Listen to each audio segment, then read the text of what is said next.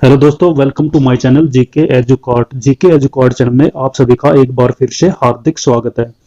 दोस्तों, आज की वीडियो में हम 1 सितंबर से लेकर 10 सितंबर तक के क्वेश्चन आंसर टॉपिक्स कवर करेंगे जो कि कंपटीशन एग्जाम के लिए काफी इंपॉर्टेंट है। तो चलिए दोस्तों शुरू करते हैं। जिसमें फर्स्ट आ जाता है, रूस में शुरू हुआ वोस्टोक सैन्य अभ्यास। भारतीय सेना की 7/8 गोरखा राइफल्स के सैनिकों का एक दल 1 से 7 सितंबर 2022 तक होने वाले वोस्टोक मिलिट्री एक्सरसाइज में भाग लेने के लिए रूस पहुंच गया है।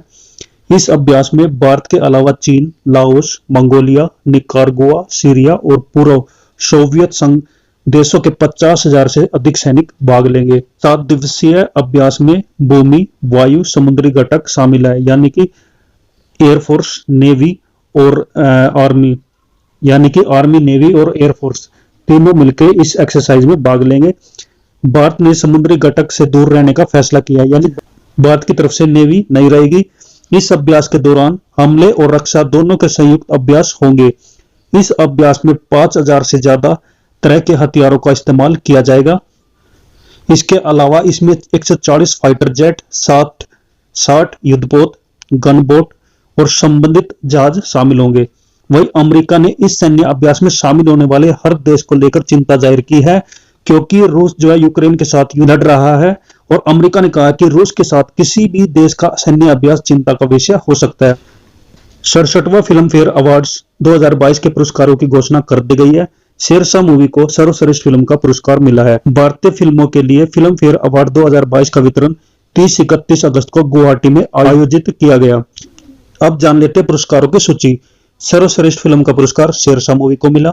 सर्वश्रेष्ठ अभिनेता का पुरस्कार रणवीर सिंह को मिला। सर्वश्रेष्ठ अभिनेत्री का पुरस्कार कृति सेनन को मिला। सर्वश्रेष्ठ निर्देशक का पुरस्कार विष्णु वर्धन को मिला। Life time achievement award Subhash Ghai को दिया गया। नेक्स्ट है जीडीपी की विकास दर, जो कि 13.5% 2022-23 के पहले तिमाही में रही। जीडीपी क्या होता है? जीडीपी की फुल फॉर्म होती है ग्रॉस डोमेस्टिक प्रोडक्ट। किसी भी कंट्री का एक साल के अंदर जो भी प्रोडक्शन होता है, चाहे वो गुड्स हो या सर्विसेज हो, वो जीडीपी कहलाता है। और उसमें पिछले वर्ष के कंपैरिजन में इस वर्ष कितने % की बढ़ोतरी हुई, वो जीडीपी की विकास दर कहलाती है। तो इसके बारे में जान लेते हैं। वर्तमान वित्त वर्ष यानी 2022-23 वित्त वर्ष याद रखिए 1 अप्रैल से शुरू होता है। हर वर्ष 1 अप्रैल से शुरू होता है और ये 31 मार्च तक रहता है। इसलिए 2022 यानी 1 अप्रैल 2022 से लेकर 31 मार्च 2023 ये वित्त वर्ष है। इसकी पहली तिमाही जो कि अप्रैल से जून तक मानी जाती है। देश के सकल घरेलू उत्पाद यानी कि जीडीपी की विकास दर 13.5% रही। इसके आंकड़े कौन पेश करता है? इसके आंकड़े पेश करता है ministry of statistics and programme implementation, यानी आंकड़े सांख्यिकी कार्यक्रम कार्यान्वयन मंत्रालय। तो इसने अपने आंकड़े 31 अगस्त को जारी किए थे। अब इसमें किस क्षेत्र में कितनी % की बढ़ोतरी रही वो यहां पर दिया गया है, जिसमें वानिकी, मत्स्य पालन और कृषि क्षेत्र में 4.5% की वृद्धि हुई। विनिर्माण क्षेत्र में 4.8% की वृद्धि हुई। निर्माण क्षेत्र में 16.8% की वृद्धि हुई। अगर हम सर्विस सेक्टर की बात करते हैं, सेवा क्षेत्र की बात करते हैं, जिसमें आ जाता है व्यापार, होटल, परिवहन, संचार, प्रसारण, तो इसमें इस चालू वित्त वर्ष की पहली तिमाही में सबसे ज्यादा 25.7% की वृद्धि दर्ज की गई।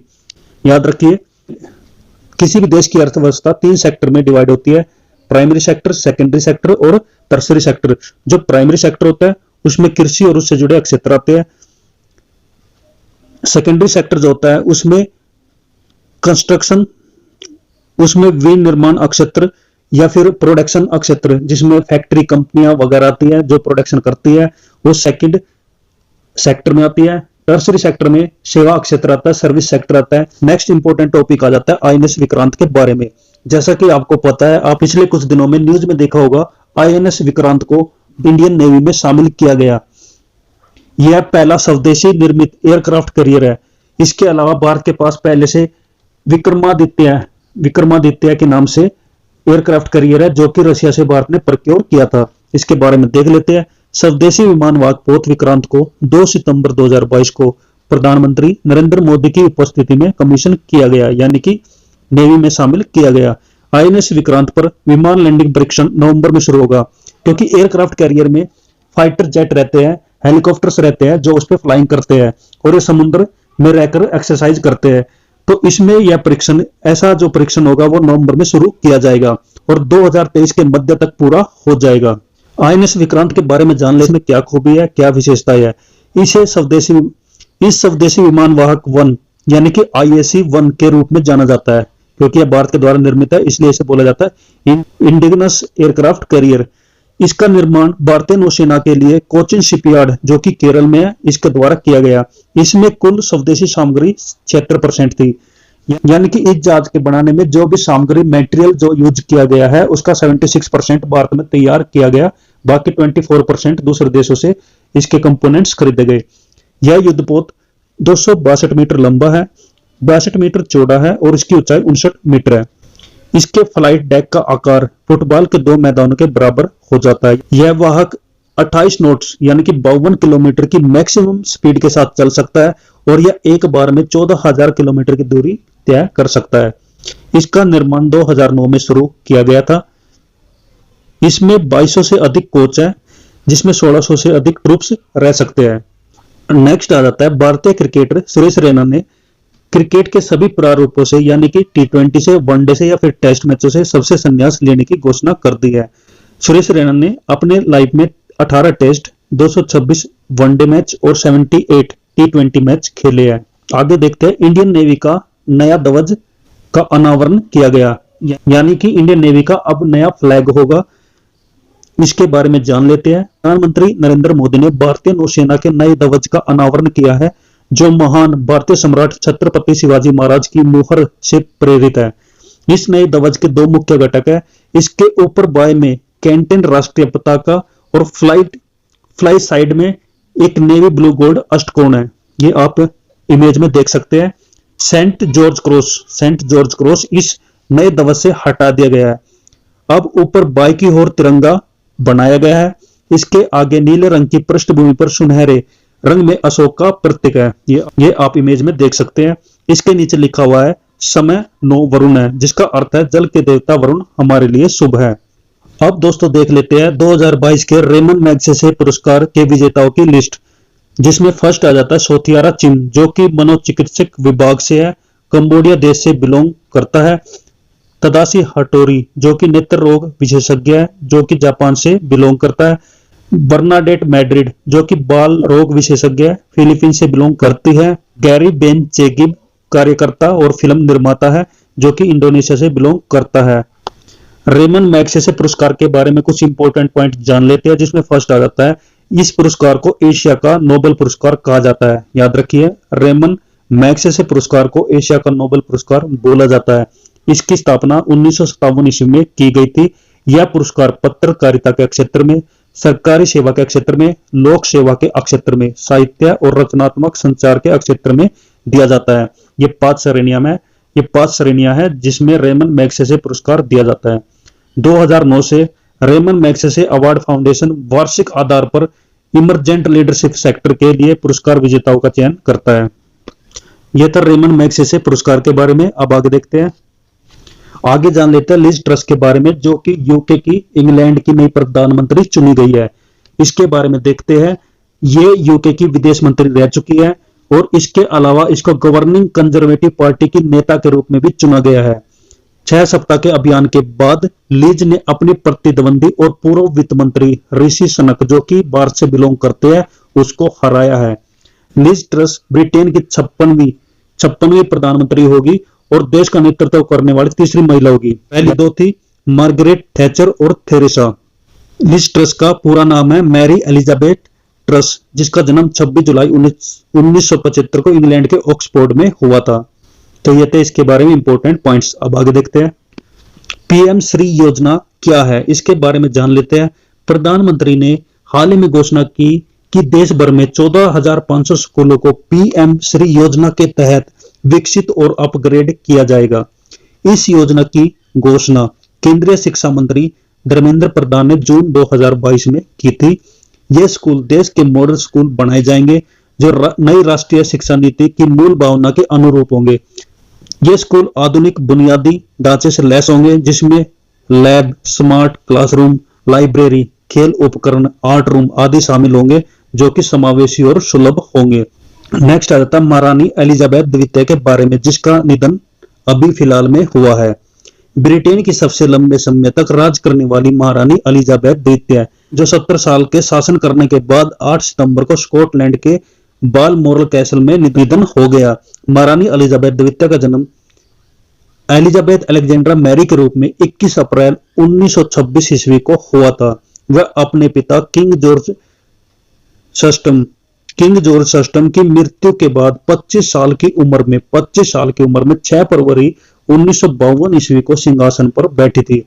किंग जॉर्ज षष्ठम, जो कि इंग्लैंड के यूके के किंग थे जिस समय भारत आजाद हुआ था, और किंग जॉर्ज पंचम, जब भारत 1911 में भारत में आए थे, उस समय भारत की राजधानी कलकत्ता से दिल्ली स्थानांतरित की गई थी। 2015 में महारानी एलिजाबेथ अपनी परदादी महारानी विक्टोरिया को पीछे छोड़ते हुए सबसे लंबे समय तक सेवा करने वाली ब्रिटिश सम्राज्ञी बनी है, और यह दुनिया की दूसरे सबसे लंबे समय तक राज करने वाली सम्राट भी बनी है। नेक्स्ट यहाँ पर जान लेते हैं वर्ल्ड सुसाइड प्रिवेंशन डे, यानी कि विश्व आत्महत्या रोकथाम दिवस कब मनाया जाता है। 10 सितंबर को हर साल मनाया जाता है। आत्महत्या को रोकने के लिए कई तरीकों को उजागर करने के लिए प्रतिवर्ष यह दिवस मनाया जाता है। इससे पहले 10 सितंबर 2003 को विश्व स्वास्थ्य संगठन WHO के सहयोग से international association for suicide prevention IASP के द्वारा एक पहल के रूप में चिन्हित किया गया, यानी इसकी शुरुआत 2003 में हुई थी, जब से यह दिवस मनाया जाता है। तो दोस्तों ये तो कुछ इंपॉर्टेंट टॉपिक्स, अभी हम पढ़ लेते हैं कुछ इंपॉर्टेंट क्वेश्चन आंसर्स, जिसमें फर्स्ट आ जाता है कौन सी फार्मा कंपनी भारत की पहली सर्वाइकल कैंसर वैक्सीन लॉन्च करेगी। तो इसका राइट आंसर रहेगा सीरम इंस्टीट्यूट ऑफ इंडिया, जो कि कहां पर है, पुणे में है। इसने कोरोना वैक्सीन कोविशील्ड को भी विकसित किया था। तो सर्वाइकल कैंसर के लिए भारत का पहला घरेलू टीका जल्द ही लॉन्च किया जाएगा। यह टीका सर्वाइकल कैंसर के इलाज के लिए है, जो महिलाओं में चौथा सबसे आम कैंसर की बीमारी है। सेकंड आ जाता, किस राज्य ने किसानों के कल्याण के लिए रूरल बैकयार्ड पिगरी योजना शुरू की। तो इसका राइट आंसर रहेगा मेघालय। तो मेघालय ने रूरल बैकयार्ड पिगरी योजना शुरू की। इसका उद्देश्य यह सुनिश्चित करना है कि किसान विभिन्न पशुधन खेती गतिविधियों के माध्यम से एक स्थायी आजीविका अर्जित करे। नेक्स्ट आ जाता है भारतीय मूल के लक्ष्मण नरसिंगम को किस अमेरिकी बहुराष्ट्रीय कंपनी का CEO नियुक्त किया गया। तो इसका राइट आंसर रहेगा स्टारबक्स। तो स्टारबक्स के नए CEO होंगे भारतीय मूल के लक्ष्मण नरसिंगम। नेक्स्ट आ जाता है किस भारतीय कंपनी ने गुजरात में भारत का पहला और दुनिया का सबसे बड़ा कार्बन फाइबर प्लांट बनाने की घोषणा की। तो इसका राइट आंसर रहेगा रिलायंस इंडस्ट्रीज। तो रिलायंस इंडस्ट्रीज के चेयरमैन है मुकेश अंबानी। उसने अपनी 45वीं वार्षिक बैठक में एनुअल मीटिंग में गुजरात के हजीरा में भारत का पहला और दुनिया का सबसे बड़ा कार्बन फाइबर प्लांट बनाने की घोषणा की। नेक्स्ट आ जाता है भारत में शिक्षक दिवस किसकी जयंती के उपलक्ष्य में मनाया जाता है। आपको पता है कि भारत में हर साल 5 सितंबर को शिक्षक दिवस मनाया जाता है। तो किस महान व्यक्ति की जयंती के रूप में मनाया जाता है। तो इसका राइट आंसर रहेगा डॉक्टर सर्वपल्ली राधाकृष्णन, जो कि भारत के दूसरे राष्ट्रपति थे। तो इसके बारे में जान लेते हैं। भारत में शिक्षक दिवस प्रतिवर्ष 5 सितंबर को डॉक्टर सर्वपल्ली राधाकृष्णन की जयंती के रूप में मनाया जाता है। वह भारत के पूर्व राष्ट्रपति रह चुके हैं। इसके अलावा विद्वान, दार्शनिक और भारत रत्न प्राप्तकर्ता भी है। भारत में पहला शिक्षक दिवस 5 सितंबर 1962 को मनाया गया था। नेक्स्ट है कौन सा देश यूनाइटेड किंगडम को पीछे छोड़ते हुए विश्व की 5वीं सबसे बड़ी अर्थव्यवस्था बन गया है। तो इसका राइट आंसर आएगा भारत। तो भारत ने अर्थव्यवस्था के मामले में यूनाइटेड किंगडम यानी कि यूके, इंग्लैंड को पीछे छोड़ दिया है और भारत दुनिया की 5वीं सबसे बड़ी अर्थव्यवस्था बन गया है। अब भारत से आगे सिर्फ 4 ही देश रहेंगे, जिसमें पहला आ जाता है संयुक्त राष्ट्र अमेरिका, सेकंड नंबर पर चाइना आ जाता है, थर्ड नंबर पर जापान और फोर्थ नंबर पर आ जाता है जर्मनी। अर्थव्यवस्था में 5वें नंबर पर रहेगा भारत और छठे नंबर पर खिसक गया है यूनाइटेड किंगडम।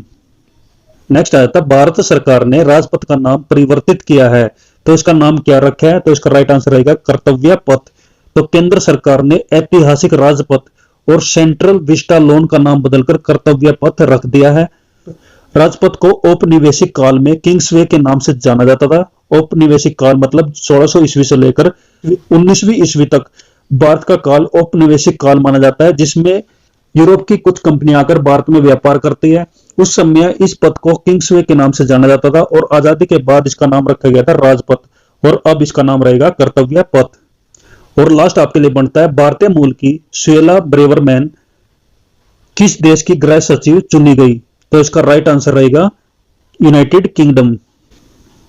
तो भारतीय मूल की सुएला ब्रेवरमैन को प्रधानमंत्री लिज ट्रस के द्वारा, जो कि अभी फिलहाल में यूके की प्रधानमंत्री बनी है, उसने सुएला ब्रेवरमैन को यूनाइटेड किंगडम की गृह सचिव नियुक्त की गई है।